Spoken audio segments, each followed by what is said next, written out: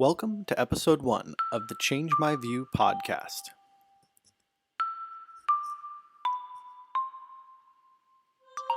My name's Michael Hatch, username mehatch. I and the other mods of Change My View have put this podcast together as a weekly review of what's going on and interesting topics relating to changing minds. Today we welcome a new Rising Star in Delta collection, ACrusaderA, and we'll talk about the meeting place of business and Change My View, where brass tacks meet deltas. On this week's Change My View.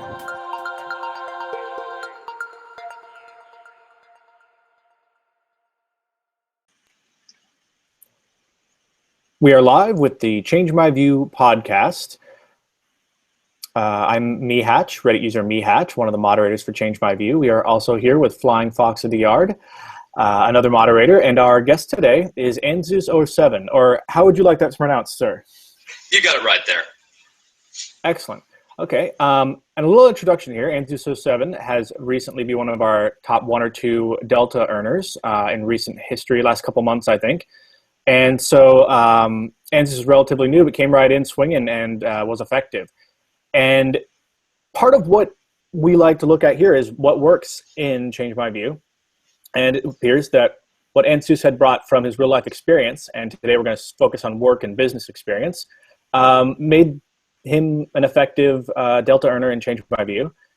And where the skills in Change My View, vice versa, can be applicable in real life in terms of these archetypal useful skills to know. So let's just get right to you, ACrusaderA, and what do you want to tell us about yourself? Yeah, I think you gave a pretty good introduction there. Yeah, I've been on the forum, or on the subreddit here for a couple of months now. Lurked in the very beginning, saw it was a really vibrant community and something I was really interested in being a part of. So, like you said, kind of came out swinging, trying to talk to people, walk them through their thought process, change a few views along the way, and certainly happy to be a member of the community. It's been a really enjoyable experience. Right on. All right, and real quick, just let us know, how did you find Change My View, and just your initial impression? Yeah, I actually found it through a link on Explain It Like I'm 5. Someone, I'm nice. sure if you've been there, you've seen that people tend to soapbox there a little bit or come in with opinions rather than simple explanations. And I can't even remember who it was now, but they posted a suggestion that they come over to Change My View and repost the topic. And I followed the link on over, read through a couple of threads, and saw that it was a really interesting community that I wanted to be a part of, and subscribed to it, I think, right then. So, been Right. frequenting it ever since. Right on. Love at first sight, right? Okay, so what we want to focus on here today is that business Change My View connection. And so could you tell us a little bit about just what you do, and generally enough so it's not anonymous, but whatever you're comfortable telling. Yeah, not a problem. I'm a consultant by trade. So what I do is I will go into large companies who are having some sort of problem or are looking to change the way that they do business, and kind of take a look at the way that they're doing things now, look at their problems, look at their processes, and really pick them apart so we can find the parts that are working well and then find the parts that are working poorly and recommend some changes going forward to get them where they want to go. So most of my job day in, day out is taking a look at complex situations, breaking them down into their component parts to find where the flaws or the errors might be to be fixed. Gotcha. And then what would you say are some of the biggest differences between the challenges you would face in real life with a real person right in front of you versus in an online forum like this, in terms of communicating that you understand where they're coming from? Yeah, I think one of the problems that you run into with an online forum is that you lose a lot of subtext. And depending on who you ask, somewhere between like 70 to 90% of communication is all nonverbal. So getting into a discussion with somebody when you only have text can make it a little difficult to understand where people are coming from, understand sincerity, pick out the people who are genuinely here to have their views changed about subjects versus the people that are just here to soapbox or troll. it can be a little difficult to make those connections when you're just looking at a couple paragraphs of text. Right on. Okay, so if you're before we get into the deep into the CMB stuff, if you're with a client, like a highly frustrated client, and you would like to see some change in their behavior, some pattern that they're doing, maybe they're used to using Windows 95 and they just won't leave it behind, or and you really want to, genuinely and compassionately somehow reach through to them, at least to get the shield down. Yeah, what's your most effective way to get at least to that point of human connection? The way that I usually try to do it is just to understand where they're coming from. I believe that most people are rational. Most people are doing what they believe is best. And anytime that we have disagreements, it's because we simply don't understand where the other person is coming from. So I go in and I just try to have conversations with them. I ask them questions. I really dig deep into what they believe, why they believe it, and what it is that's holding them onto a particular thought process or way of thinking. And more often than not, people are willing to talk to you about those things. They're willing to go into depth, and they're willing to explain why they believe the way that they believe. And once somebody believes that they're understood, once they believe that you know where they're coming from and you're on their agenda. Maybe you disagree with them, but you're ultimately trying to achieve the same goal. They become a lot more receptive to suggestion. They become a lot more receptive to hearing alternative viewpoints and finding points where you may be able to compromise. Right on. Now, when we spoke on our call earlier, a question occurred to me afterwards that I wanted to run past you. What you're talking about and understanding someone, we come at, I think, from different areas of the world. I was raised by a school counselor. So when me and my brothers had some kind of something, it was I feel because, and you do your active listening and you explain, I understand how you're feeling and why, the school counselor approach. And then you've got this business world angle where you've realized from your time there what's been effective to kind of get through to people. And so I'm wondering, what is the jargon that you use within the professional field to describe these techniques? I don't mean to make this sound like one of these hit on girls books, but I mean effective human ways of just getting through and connecting with people. No, it's fine.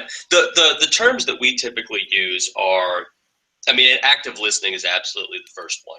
I always joke with people that you need to actually listen rather than just wait for your turn to speak. So engaging in active listening with people. The other terms that I hear used quite a bit are like repeat back, where you try to summarize and reiterate what people have told you to make sure that your understanding of it is correct.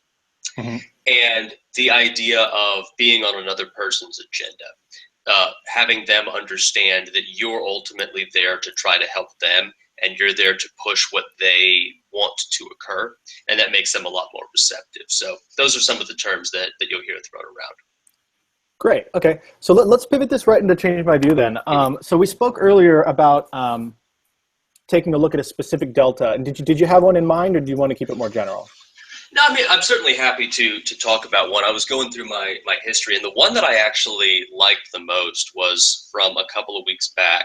It was a relatively short one, but I think it encapsulates a lot of what I like about Change My View.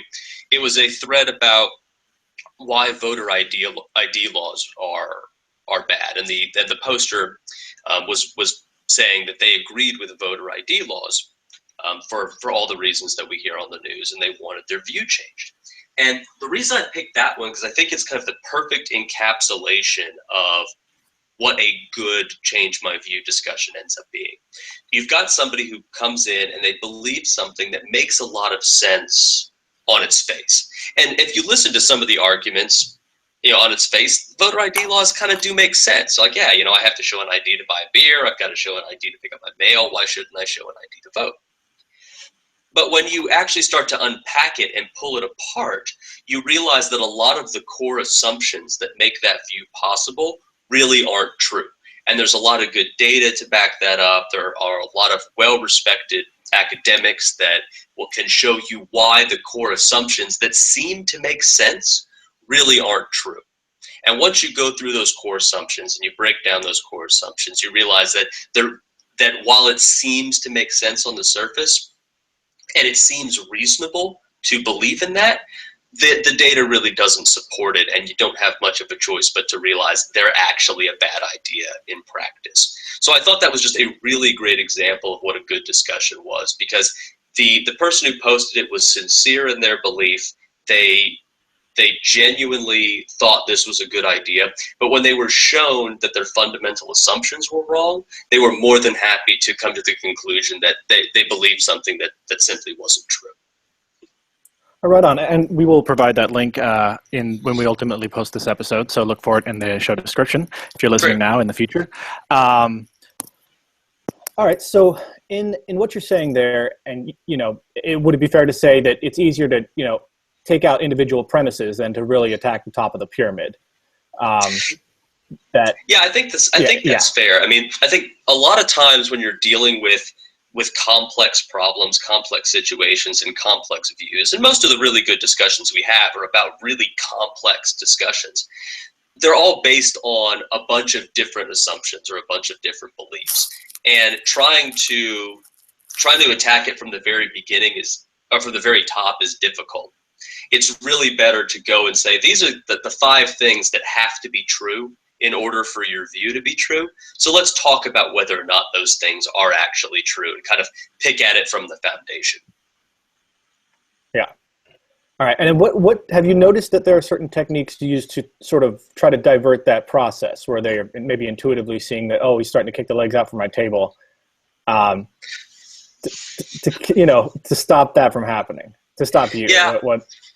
I mean, the things that you see typically, I think, are, a lot of the folks you'll hear people call others out on: classic goalpost moving techniques, simply ignoring arguments, or starting to get into ad hominem attacks. Those are the things that you typically see when somebody isn't willing to accept that those fundamental assumptions are being challenged.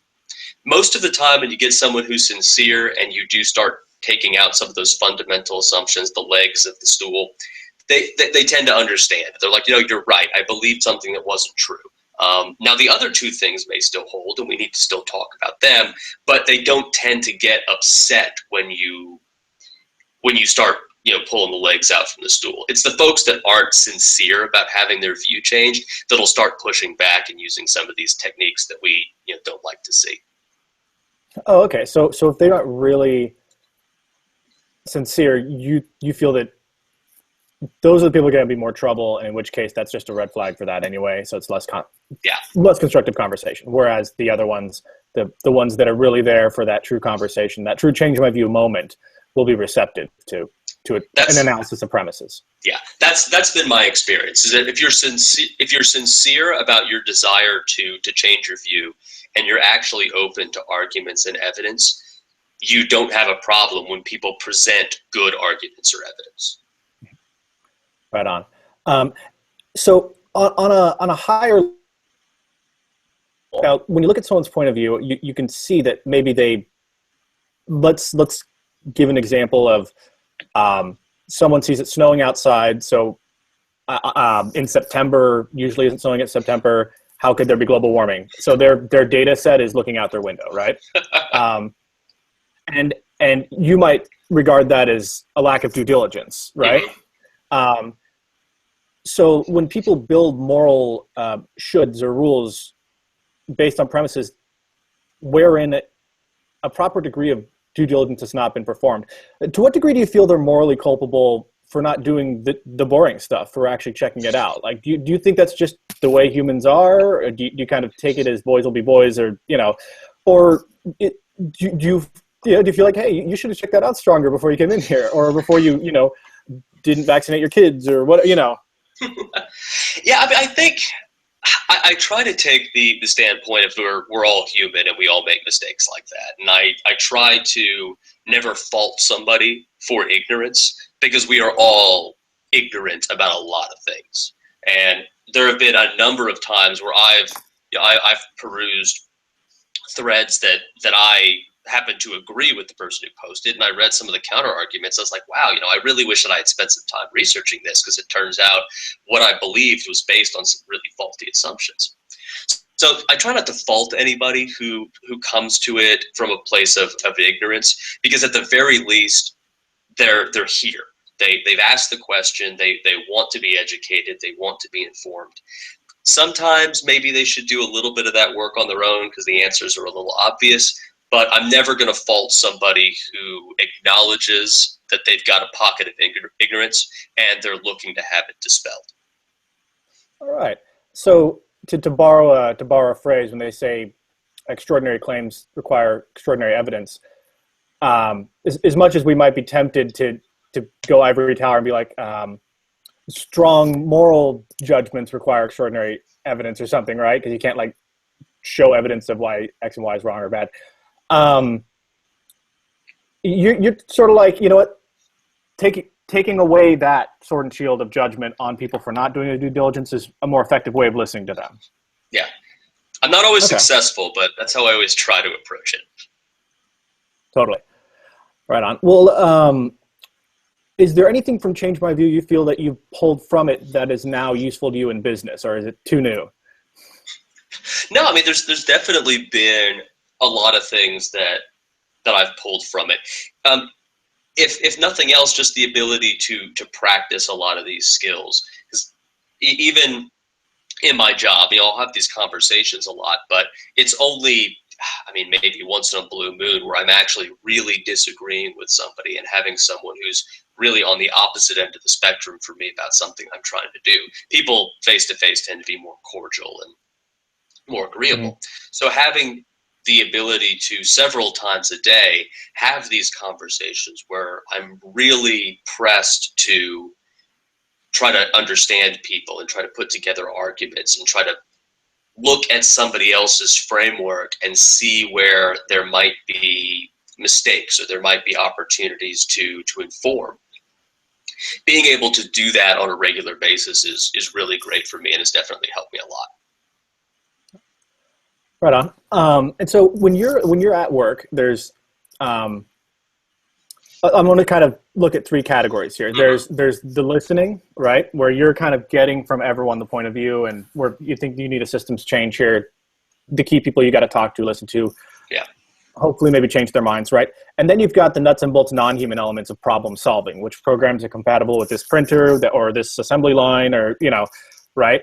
Mm-hmm. So what of the skills, and I'll go to the third category in a minute, but what of the skills that relate to the human elements do you, and the Change My View type things, do you think apply to the more visibly tangible in the world problem solving things, like logistical type stuff? Yeah. Yes, that's an interesting question, because like I said, I do think that it's most of the problems that you run into in the world tend to be people problems. The technical stuff is actually usually pretty easy to sort out once you've gotten past the people problems. So it's being able to look at situations where people have other opinions, people have other viewpoints, and understand that there are reasons behind that, and find ways to get them to put all their cards on the table so you can really work through everything that's there and move towards a common goal, a common agenda.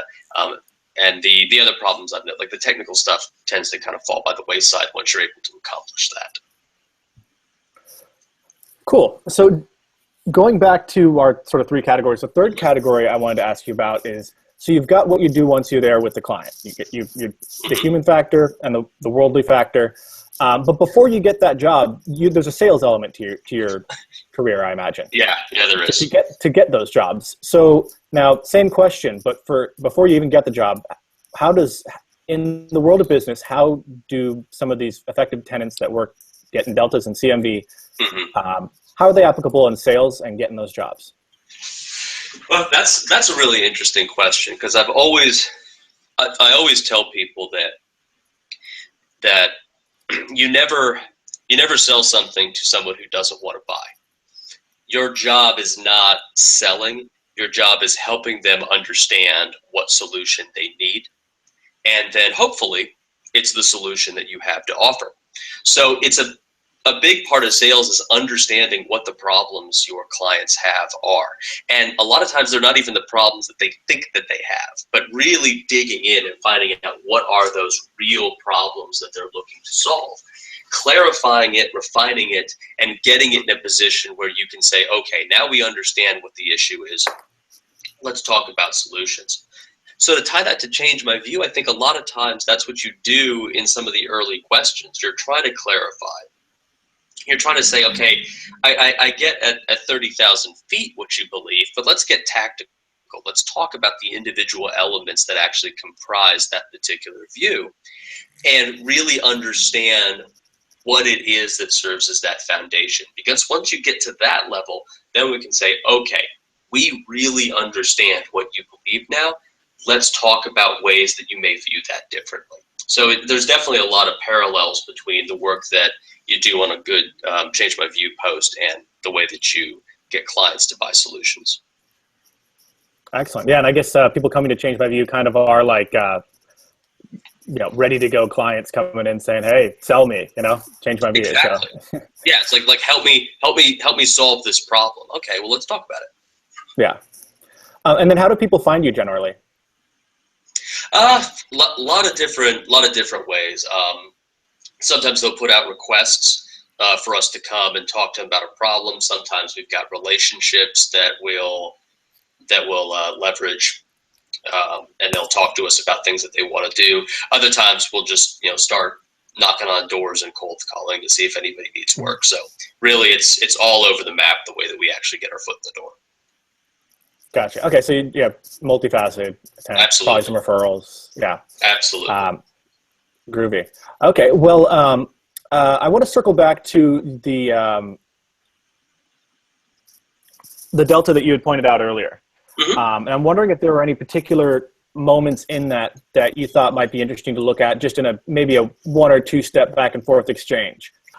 So we did a quick cut there so that Anzus could take a look at the link, which you'll see in the description, that we're taking a look at. And he just wanted we're going to look closely at a couple back and forths here in the exchange of a delta that he earned about 19 days ago on the topic of voter ID laws. So yeah, have at it. Yeah, so as I was going through and looking at it, some of the more interesting exchanges that I had in there weren't even with the person who ultimately posted the view. It was with some other folks who were commenting. And the one that I really thought was interesting was somebody posting some personal experiences that they themselves didn't have any issue obtaining ID. Well, I'll take a step back. One of the big counter arguments for voter ID laws is that they do tend to be oppressive for minorities who don't tend to have ID at the same level as non-minorities do. And so the counter argument that was given was that they, as a minority person, didn't have any issue getting an ID, therefore it shouldn't be a problem for anyone else. And that, I think, is an interesting line of thought, and you get that exchange quite a bit when you're having these discussions, that because an individual hasn't had a particular experience, they extrapolate that to a broader community. They say, I have not experienced this, or I personally experience this every day, therefore every person has to have a similar experience set as what I have. And one of the things an old mentor of mine used to always say was the plural of anecdote isn't data. And it's challenging for people to look past their own experiences and see that the broader experience set may be different from what they personally know, and that they may be the exception to rules, and that while their personal experience is valid, it doesn't necessarily translate to the experience that everyone has. And that can be a struggle for a lot of people when they're trying to get past views that are very closely held. All right. And so in this exchange then, I tried to get this up here on the screen share, if you could see that okay. So yeah. I see that there's that delta there. So What do you think turned him around?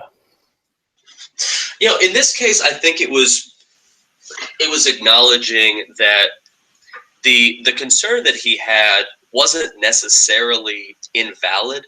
It was just very, very much overstated. So if you actually read through the exchange that we had, he's talking about the number of actual voter fraud cases that that have been found, and the numbers vary depending on what source you look at, but it's generally under 100 confirmed cases over the course of 1 billion ballots that have been checked. So virtually non-existent. And his counter argument was, well, yeah, sure, but those are the ones that we found. It could be much more prevalent, and that's a valid counter argument. I mean, it's impossible to say how many times something happened that we didn't catch it, but just because it's possible doesn't mean that it's true. And it's that I think that was part of what changed his mind there, is saying, I'm not saying that you're wrong, but you can't really say that you're right either. On the other hand, we can look at all the negative effects that this has, and that has been shown to be true. Like it does depress voting by minorities by a significant amount. In some areas, as much as 12–15%. And that really can't be argued with. We've seen those studies. So when you're going and you're thinking about whether or not we should do this, you have to ask yourself, is it worth fighting a possible negative outcome by having a certain negative outcome as the cost? And I think that was what ultimately changed his mind on that, was realizing that, yeah, like I'm sure that this causes problems, but I'm not sure that it actually solves any. Right on. And just to say this in a different voice than yours, I'm going to go ahead and just read the final comment that rewarded you the Delta. Cool. So this is Redditor Ramblin' American, all one word, and they responded as follows. Ramblin' American, just the overwhelming amount of data that shows that this is a non-issue is enough to prove to me as a voter. Is enough to prove to me that a voter ID law is not necessary. I wish on principle that every person voting was who they say they are. However, there is no way to ensure that that is true without potentially barring people from voting. Thank you for the insight and rational discussion, ! Delta. And that was OP too. So yeah, brass ring. Awesome. That's actually really fun, because I really like one of the sentence that he wrote there, is that I wish on principle that every person voting was who they say they are. However, there's no way to ensure it. And I think you see that a lot, that there are people that hold views that they wish the way the world worked a certain way, or they wished that something was different. And the reality just doesn't align with the way that they want things to work. And I can appreciate why that's difficult.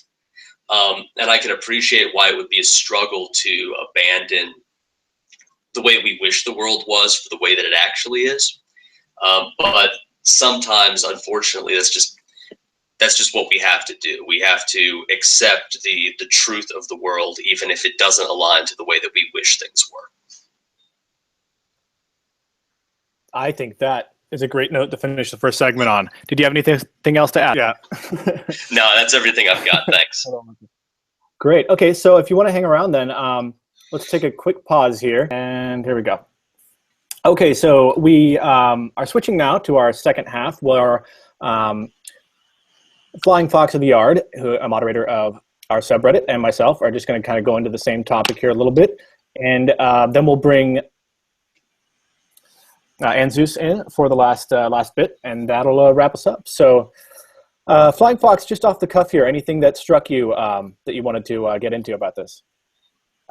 General, I thought it was a really interesting idea. I never actually thought about how you can apply stuff and change my view to the outside world. And I think, just some of the stuff Andrews came up with in terms of just how it applies so well to business is just, I don't know, I find it very interesting. If you don't mind me asking, what kind of business are you in? I'm currently a student, actually. Gotcha. Okay. Well, maybe we take a student perspective a little bit here in the business of learning, as it were. Any thoughts on how that might apply in the world you're in right now? In terms of being a student, I think you can still find uses and change my view in terms of having it apply. now that I'm thinking about it, even like while you're learning, the entire point of it is not to just accept things, whatever. It's to take in information and learn and develop yourself in doing that. And I think things you can learn from change review, this idea of being open to change, open to new ideas, open to having your even core ideas challenged, is something that even as a student is a very important thing to have. Right on, man. Right on. Um, so, and what field do you know? Kind of what field you're headed towards after your education? Or are you still kind of figuring that out? Or I'm currently in political science, but I don't Mhm. know for a fact if I'm going to stay in that or, yeah. Right on. Okay, cool. Um, so, in the business of politics, then, as you know, political science is what you're going into. Um, people, there's a lot of money to be made in campaigning. So I'm wondering, in the where business meets politics, there, from your experience and what you're studying now, because it's been 15 years since I was a poli sci major. I'm wondering what's new in the field or might be interesting regarding the meeting of those two, business politics and change my view. In terms of business and politics, I mean, obviously politics changes, but at its core, it stays the same. But Hmm. I think what we've seen is now more than ever, we have people who are very cemented in their opinions. It's especially in the U.S., you're seeing it become very divided. People are very hard set on what they believe and what they believe is infallible. This candidate is infallible, and I think that's almost kind of dangerous. It's lacking the kind of openness and the willingness to see both sides. Hmm. And do you think it's exaggerated more in our time, or do you think if you went back to the Athens of Socrates, you'd see the same stuff going on? It's one of those things that's it's always been around. I just find, at least Yeah. personally, it's more apparent than it used to be, at least. Yeah. Totally. Well, and I wonder, yeah, it's hard to tell what part of that's exposure because we see everything now versus activity, but no data in front of me. um, but okay, and so just what are your thoughts on some of the things that Enzu's had to say? I mean, like I said, you came up with some really interesting points. You even came up with some things that I never even realized necessarily even that I do or that other people do, or things that I never even thought of doing that would be very interesting. This idea of active listening was one thing I remember he brought up. Hmm. Very interesting idea. And I'm going to make a side note Because real quick. Anyone wanting to look into that, look up Carl Rogers or Rogerian therapy is a great place to start. But yeah, keep going. yeah, it's a very interesting idea because you see change our view. Half it's talking, half it's listening, and the listening parts it's kind of glossed over sometimes.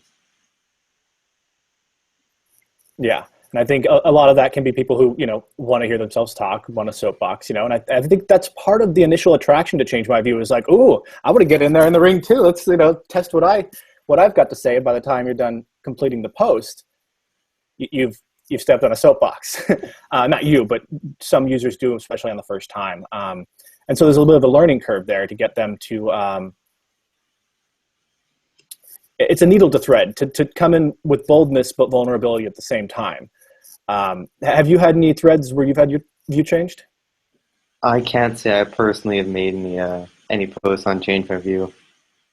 Okay, yeah, right on. What about in real life? Ever any experiences with these kind of a view that you've changed recently? Hmm. I actually cannot think of one recently. I'm sure if I gave it enough thought, I could come up with something. I just can't think of anything off the top of my head.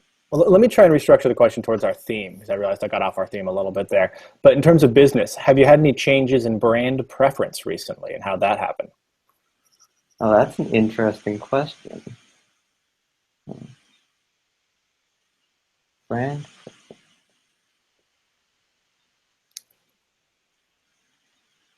I mean, tying it back into politics, I Hmm. suppose. You could say the closest I could come up with, at least off the top of my head, would be involving the election. You have I'm not going to say my view's been changed on that, but it's definitely become at least more jaded regarding it in terms of, you start off a bit more like, oh, well, actually the best would be the Republican nominations way back, where that was, a lot of people had the views of like, oh, well, this candidate, this candidate, this candidate. And I guess in the end, a lot of people end up either shifting focus and whatnot. I realize I'm getting a little off track, but what I'm saying is the best example I can think of would be the election in the sense of, a lot of people have had their views changed. I've had at least my view become changed in the sense of I'm now not really a fan of either, but it's not because... Sorry. Like it's become more complicated. Yes, I wasn't quite sure where I was going with that. Yeah. No, I mean, it's, because anything like this you might go into with your idea of what it'll be, and then, curveballs get thrown into the equation. Like, it's like a movie, right? In the beginning, you've got the protagonist, thinks he understands how the world works, and then suddenly, one curveball, another, they have to adapt, things change, it's unexpected, but then that leads to character growth. So I wonder if this election is like that movie for us, right? For America, I don't say us accidentally if I don't know everyone's nationality, but could that be like a protagonist getting through this crazy election of wild turns, and does it end up growing us in character by the end, or does it just ruin things? Or somewhere in the middle, I don't know. I'm not sure, but I can definitely say, regardless of who wins, politics and just the U.S. has been changed. Even if we don't talk about negative thing about this candidate, negative thing about the other, the fact that we're seeing, at the very least, we are seeing like a really big support in, say, third-party candidates that we haven't seen previously. So even that is like a very interesting and noticeable change for the U.S., kind of moving, not fully, but at least partially away from that two-party system. Right. Yeah. And I wonder, is it better for the parties to reform, or is it better to break it up and have several that shift around more? It's a complicated question, I guess, but I'm going to try and dial it back to business here a little bit, and maybe we can go to our fourth quarter now. And Zeus, if you wanted to come back in here, are you there? Yeah, I am. Cool. So we've got all three of us together here, and I want to try and braid this back together with our business and keep our little bit of this political fun happening too. So what we have for one of our political candidates here is we have a career politician, and then we have a career business person, right? So in terms of skills that relate to Change My View, the dark side of that coin, as it were, right? What are the anti-CM view traits, anti-Change My View type traits that might have led to success in some ways for Trump, and why? If I had to answer that question, I think it's what we were the thing that I ended on a little bit ago. It's that we have these desires to believe that certain things are true, and even when presented with facts that show those things may be false, we still want to cling to these things that we believe are true. And I think that we're seeing a lot of that in this election, that and both candidates are guilty of this. They stand up and they say things that we just, in our core, we want to be true, but they just don't stand up to scrutiny. And if they would practice a little bit more of what we've been talking about for the last, hour or so, about, really trying to understand where other people are coming from, and that, there are other views that do hold some validity, and have real conversations with them, it might be a little more civilized a contest than we're seeing right now. Any thoughts on that, Flying Fox? I mean, in general, yeah, I definitely agree. Yeah. Well, when we have a change in business, Amazon, eBay, right, Uber, and we've had a change in our conversation that's paralleled that, right, in the way we get information. And, there's that bubble effect where to some degree we start to actually get automated search results. And it's not just going to Drudge instead of Huffington Post or vice versa. It's our Google results and our likely Facebook results, and a lot of things will tend to lean to be things we're going to like more, going to be more attracted to, and therefore reinforce our biases. So you got a change in business and a change in politics, right? And I guess the thing that comes between them is marketing, right? Mm-hmm. So how is marketing of ideas, both in business and in politics, and in what way changed that sort of, I feel like the bubble thing does get people a little more entrenched, but does that leave a gap for something like Change My View to have emerged on its own, like an emergent property? Do you think this was needed? Would this, if Snorlax hadn't founded it, would someone else have done something similar a year later? Mm-hmm. Yeah, no, I mean, I think it's definitely needed because as you were saying, the bubble effect is real, and it's never been easier to find things that you already agree with than it is today. You rewind the clock 100 years ago, you had to read the newspaper. The newspaper had to be pretty middle of the road, so you were going to have your view reinforced as often as you had it challenged. Now you can get that curated news feed that only says things that it knows you're going to 100% agree with, and just wrap yourself in a blanket of beliefs that you already hold. So having a place where you can go and put what you believe out there, and have people come to you with facts and figures and intelligent discourse, it's absolutely needed in this day and age. And if CMV didn't exist, I certainly hope that somebody would have come along and created it, because it's definitely, we need more of this. We need more rational but spirited discussion about some of the things that we believe at our core. So when and Zeus, when you're at the end of your process, right? Let's say you've done your discovery, your analysis, and you're ready to present to the board.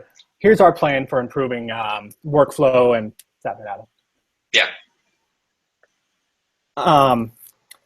And you've got to convince them in the same way someone is showing up to a CMV thread saying, "Here's my opinion. Why is it wrong?" You got to go into that room. So have you noticed any of those skills of making yourself vulnerable in that sales arena kind of helped in jumping into CMV and exposing your opinion there in a way? Mm-hmm. Yeah, no, I mean, it absolutely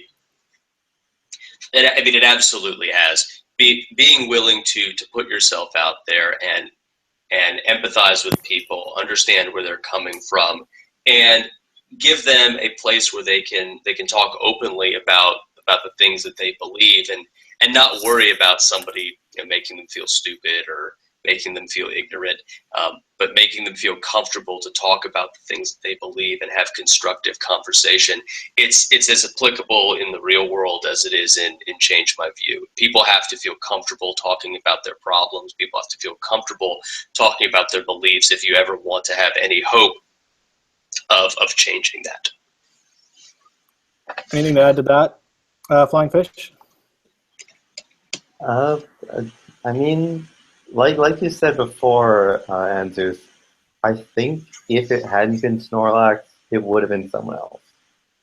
Change My View, it brings a certain kind of open willingness to discuss these ideas that, again, if Snorlax hadn't done it, I'm certain someone else would have, just because it's something so important and just not always necessarily thought of, that it really was only a matter of time.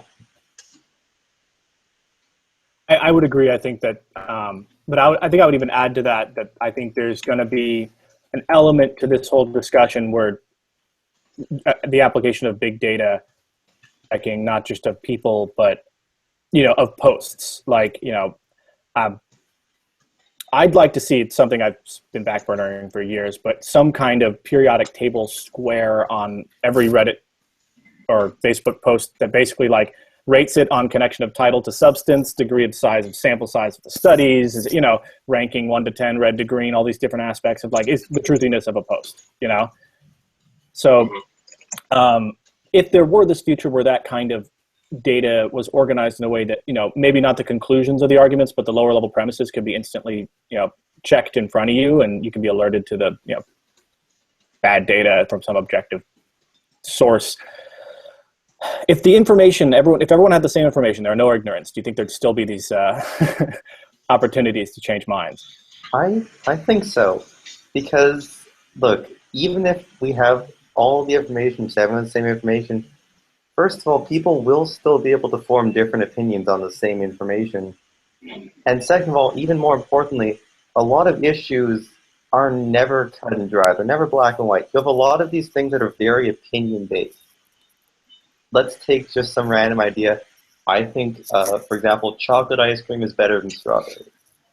Even if you have all the information in front of you, even for something as simple as that, there will still be opinions in the end. You're still going to be able to have a discussion of, well, I think this, and I think the other, and for so-and-so reason.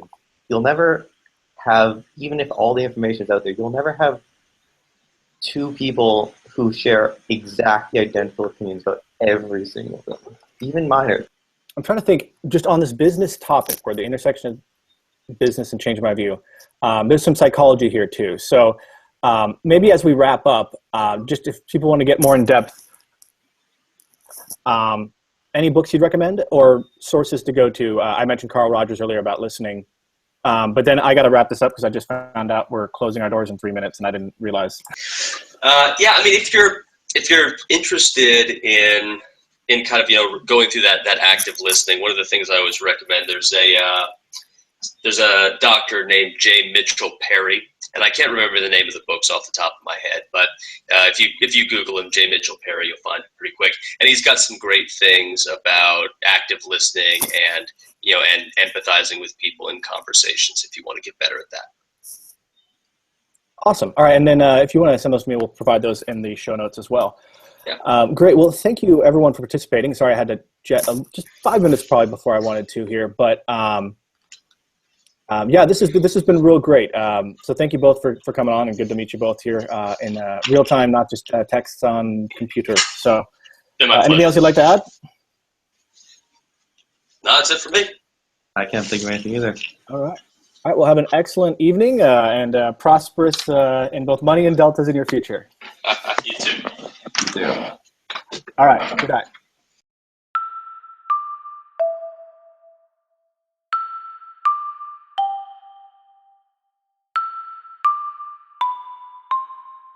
Change My View podcast. This is the weekly roundup segment where we go over the news and interest of the week before.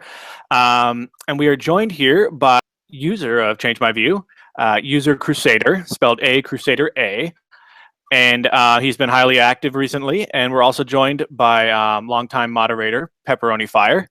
And yeah, so we're going to play this a little bit freeform, but just want to have something that talks about what's been going on in the subreddit recently. And keep this up week to week. So let's go into it now. We're glad you could join us, and kind of on short notice here for our first episode. But you had mentioned kind of you were talking before about what brought you to Change My View and kind of why you like it here. So if you could tell us a little about that. Well, I grew up in a pretty politically and culturally homogenous rural area in southwest Ontario. A lot of white Christian folk, but myself and my brothers and my dad in particular didn't always line up with them, so we kind of became very argumentative and wanted to meet other people and see what other people were like and hear all the arguments for and against stuff. I was really just browsing, and I'm actually a moderator on Explain Like I'm 5, and we kept getting posts saying, explain this post about Change My View, and they'd link. So over time, I just started checking it out and realized it fit my addiction for trying to argue with people and see other opinions. Oh, interesting. I did not know you were a moderator of Explain Like I'm 5. That's cool. I noticed a lot of overlap sometimes between users and those subreddits. Why do you think that is? I think it's because a lot of the time the debates on Change My View get really particular and have a lot of complex concepts that interweave, and people just need a simpler explanation when they're just browsing or lurking or going through. So they have to come to Explain Like I'm Five, which is about explaining those simpler concepts. And at the same time, there are people who post to Explain Like I'm Five, wanting people to explain an opposing view, and we have to remind them that there's an entire subreddit dedicated to showing people opposing view, and it's DMV, Change My View. Right on. Yeah, I think I caught most of that, and I think we got the gist there. And Pepperoni, did you have anything to add right in the middle of this here?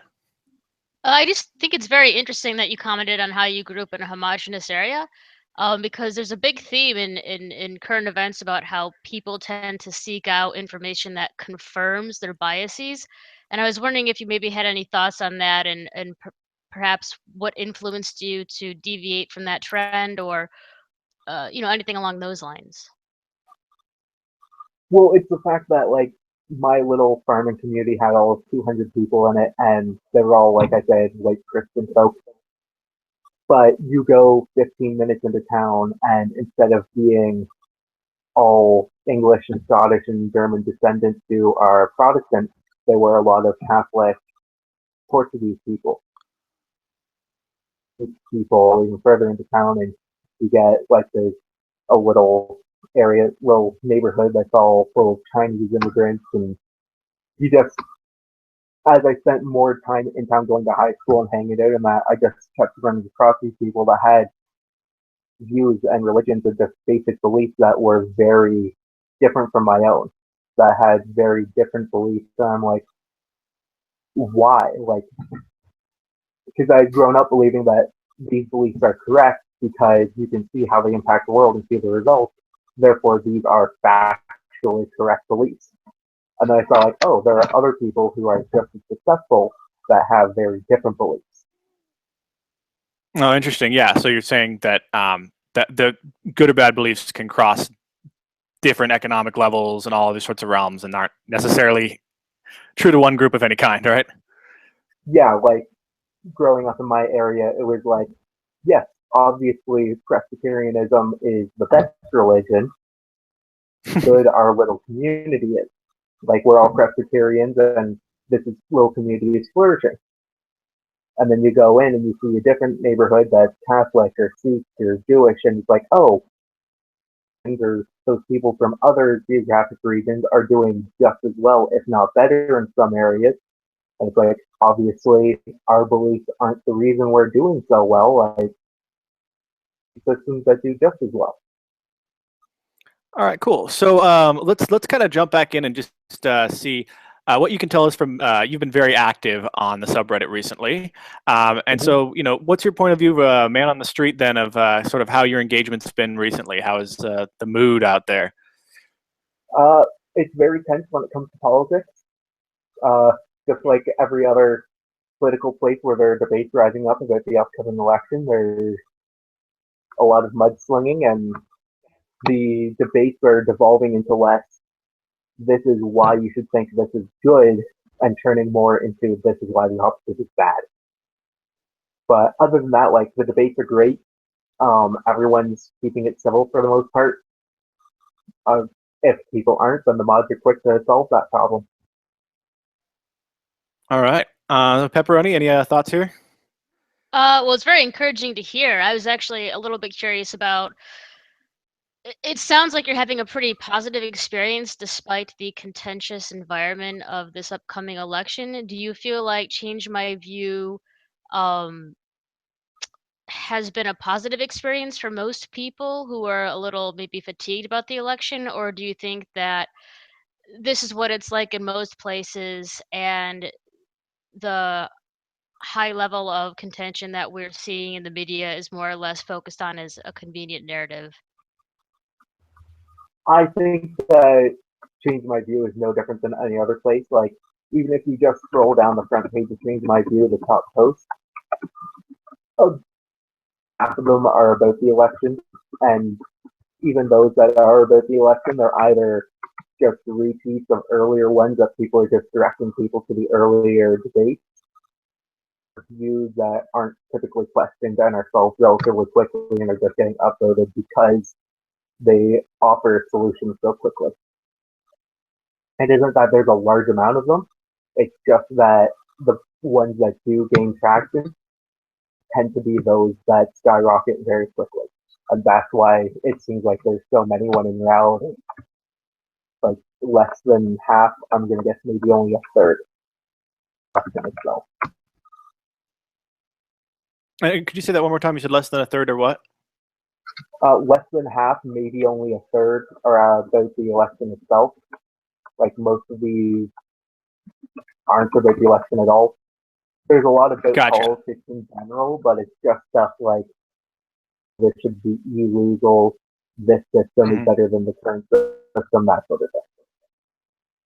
Gotcha. Okay. And when these repeat ones come up, I wonder if the ELI5 instincts kick in. We talked a lot this episode and the other segment about the importance of listening to changing views. The ELI5 side, how much of the change my viewing you've been doing can sometimes lead to repetitive explanations of the same thing again? Explain like on 5, we actually have an explicit rule that says you need to search before you submit to avoid repeat posts as often as possible, because or else we get a lot of posts that were just repeats of why does this happen? Where does this go when this happens? And so we actually have a rule. It is rule number 9, I believe, that you have to search before you submit, and that's number 7 now. Don't repeat old posts, and it's an attempt to try and make sure that all the concepts and all the topics being brought up are new, are fresh, and we're making sure that we aren't getting flooded with just repeat ones, which tend to turn people away from a subreddit that's explicitly about learning and explanation. All right, cool. You mentioned, a Crusader, that you had a post recently you thought was interesting that we could kind of talk about, something real that was happening in Change My View, and we can kind of look at it a little bit here in the podcast. So, did you want to tell us a little bit about that?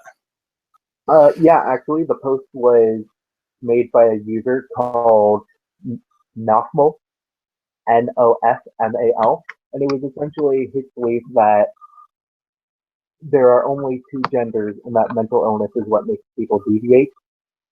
And the big error in his view, I don't really like saying error, but it's the flaw in his perspective, was that he thought that gender was a 1-to-1 correlation with sex.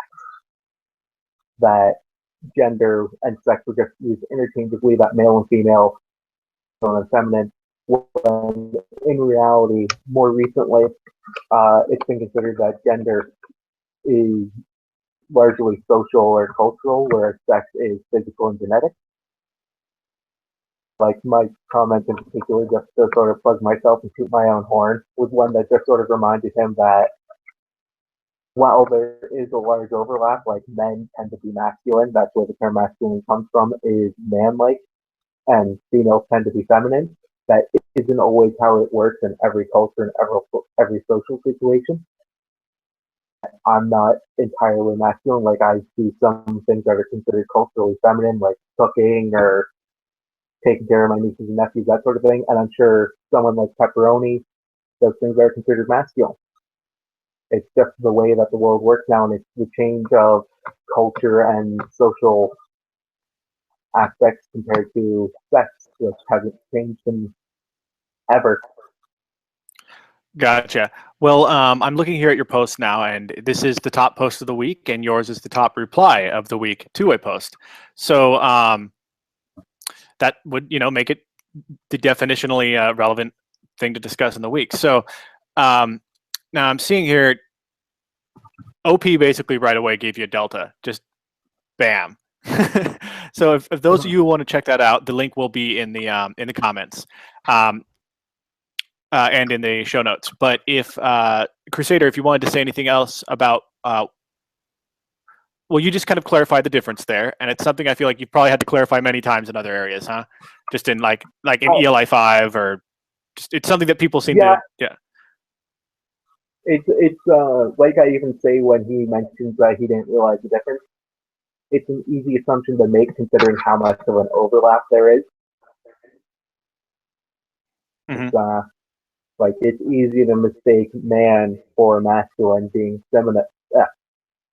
synonyms when in reality there's just a large overlap. Kind of like all trucks are vehicles, but not all vehicles are trucks. Totally. All right. Well, just for fun, I'm going to read back in the voice of Nafamal, who is OP in this, and just kind of read what they said to you in response to your winning post here. So Nafamal says, quote, "Really good response, period. I love the comparison to political ideologies. That's one of the best explanations I've ever read on the topic. I came into this thread using quote unquote gender interchangeably with quote unquote sex, hence my ignorance. Again, trying to add a delta in, and there's a delta. So Yeah. there's your victory dance." Yeah. And the comparison to political ideology I made just for those listening at home are that gender is a spectrum like the right and left wing sort of political spectrum that there is.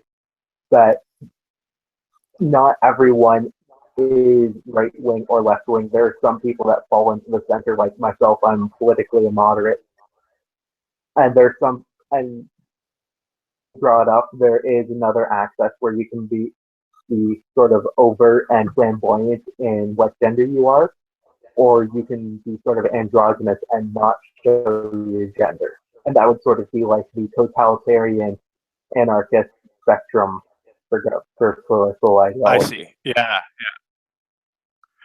Right on, man. Cool. So, Pepperoni, did you have anything else you wanted to add to that? So when it came to this thread, you got a lot of pushback. I'm curious if you post something and it doesn't seem like OP is responsive to your first go ahead. Are you more inclined to try and find another way to change their view, or is it more like you're just going to put your foot in the water, and if they don't if it doesn't resonate with them, you'd rather move on?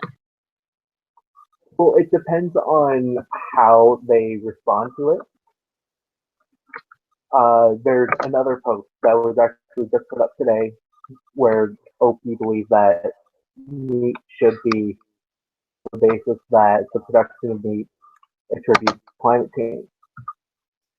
And I just sort of responded that yes, it does attribute to climate change, but the idea that we outlaw things that are harmful isn't entirely true. That we, in particular, I shouldn't say we because I'm Canadian, but that the US in particular tries to weigh the good of the populace versus individual rights. And that's actually a big point of contention in this most recent political cycle. But what it is someone like this, I'm going to try and have a debate because they're being receptive. They're trying to change their view. There are other times where a person's just like, no, that doesn't make sense. Like your view is wrong. And it's like, okay, be engaged. You're just here for someone to toot your horn and try and. It's the people that go and Google for stuff that support their argument instead of stuff that challenges their argument. Yeah, I think that makes a lot of sense. I know when we start trying to gauge if someone's there to have their view changed or to just evangelize to a hostile crowd, that's something that we definitely look at. So it's good to hear that users, based on your point of view, seem to be fairly aligned along that. Mm-hmm. And for the most part, like I'm not the moderator, so I don't see all the posts that get removed or don't get approved. But the grand majority of the people that I see on the subreddit are here because they want their view changed, or they at least want to see what the opposing views are and see if they make sense. Very rarely is there someone that comes in and says something like, I believe all guns should be outlawed, zero tolerance, no weapons for anyone, and have a conversation and doesn't interact with the people responding. Because you guys are really good about making sure that you enforce the 3-hour response limit to make sure that there is a conversation. Mm-hmm. Yeah. Well, no, I think that's a good note to maybe wrap this that piece of this segment out where you're saying that it looks like at least after the appropriate filtering that you're pretty happy with your with the community and who you engage with and Change My View. Yeah. Yeah. Awesome. Well, cool. We'll hang here, and I think we'll just I want to cover a couple things, and just then we can get out of here maybe in 5-10 minutes. So I'm just going to update a little bit on we've been working on this podcast this week. Just this stuff sort of on my end here. Snorlax and Pepperoni have been two big helpers and the moderators as well. For anyone confused, there was an attempt at a podcast under my own brand last year that kind of just fizzled out, and we're just doing this from scratch again. Podcast, that's it. So no other, none of my other projects. It's just one clean thing. So that's why we're doing this. If anyone else sees this as redundant, that's the reason why. We've got our whole new own YouTube channel and everything for it. So that's the update on my end. And I thought I'd just turn to Pepperoni here to see if you had anything you wanted to throw out as far as Change My View this week. This week, I don't have a whole lot to add. I think Crusader did a good job of outlining some of the topics that had been at the top. I will note that we are trying very hard to foster an environment where people can talk about the election results in a civil manner. We know there's going to be a lot of speculation that maybe wouldn't be appropriate for certain other subreddits, and we will be modding pretty what's the word I'm looking for? Vigorously, but nonetheless trying to allow as much conversation as possible. And other than that, I'm with Mehatch in trying to craft a pretty organized and robust podcast. Here, yeah, great. Well, I think we've got some good stuff here. So if there's anything else either you want to add, I just wanted to that add, would be the time, and then I think we'll wrap it up. yeah. What platforms is this podcast going to be available on? Is it just YouTube, or is it going up on iTunes, Podbean? iTunes, SoundCloud, YouTube, and then we'll see if we have time to get it up on Stitcher. And we've had recommendations for a couple of other platforms I'm not super familiar with, but if you have any you'd recommend. I personally use Podbean, but it's not Podbeam, like a laser beam. No, like bean, like green bean. Oh, bean. Okay, I have heard of that. Yeah. Yeah. Okay. No, we'll see if we'll check that out. Yeah, and if anyone is on Change My View because they're looking for more of an explanation, remember that r/explain like I'm 5. It's all letters, no numbers in there. Explain like I'm 5. That's a thing. So come check us out over there if you just want explanations. Excellent. All right. Yeah. No. Any crossover with no, great plug. Any crossover with the ELI5. I know there's some kinship there in the two communities, so it's good to have. It's a happy surprise to know that you're also a mod there. So that's really cool. Yeah. And hey, maybe it's not the last time we have some kind of crossover conversation with y'all. So look forward to seeing you in Change My View and ELI5. And thank you very much for coming all the way from Canada to do this. Yeah. Great. All right. Well, unless there's anything else, I'm going to go ahead and sign off. All right. Thanks, everyone. Thank you. Have a good one. All right. Have a good night.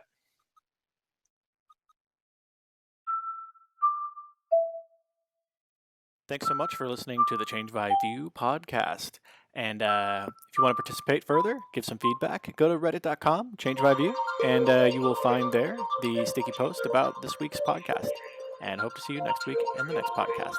And if you like this, please give it a good review or a comment in iTunes, Stitcher, or wherever else you may be listening to this podcast. Thank you very much. Good night.